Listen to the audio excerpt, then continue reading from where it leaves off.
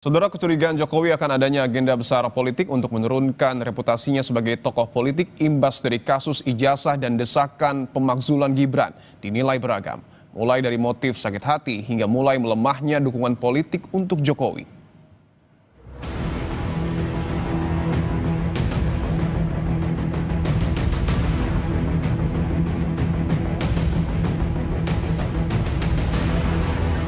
Tak henti diserang soal keaslian ijazah hingga desakan pemakzulan putra sulungnya oleh politisi PSI dinilai sebagai balas dendam para lawan politik selama 2 periode Jokowi memimpin. Ya, motifnya saya kira kita bisa menyimpulkan, Mas, bahwa orang-orang yang menuduh Pak Jokowi ijazah palsu ini kan kalau kita lihat track recordnya, orang yang selalu berseberangan Pak Jokowi selama 10 tahun kepemimpinan beliau sebagai presiden. Jadi anggaplah ini adalah kelompok-kelompok yang memang selama ini melawan Pak Jokowi. Jadi ketika ditanya motifnya, ini adalah motif sakit hati aja, Mas.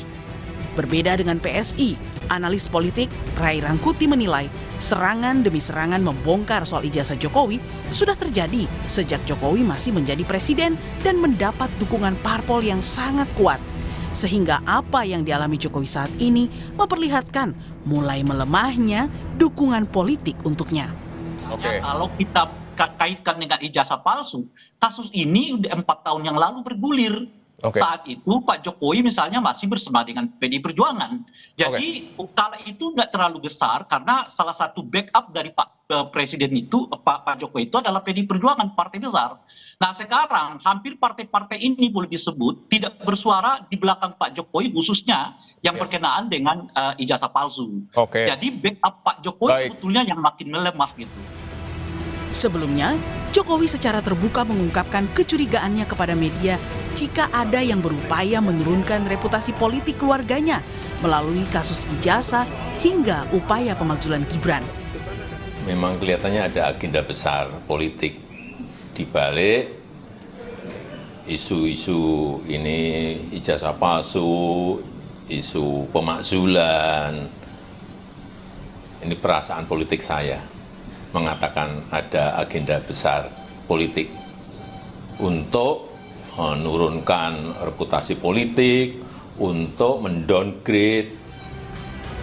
Namun curahan hati Jokowi ini dinilai oleh politisi PDI Perjuangan sebagai sesuatu yang tak perlu diumbar ke publik.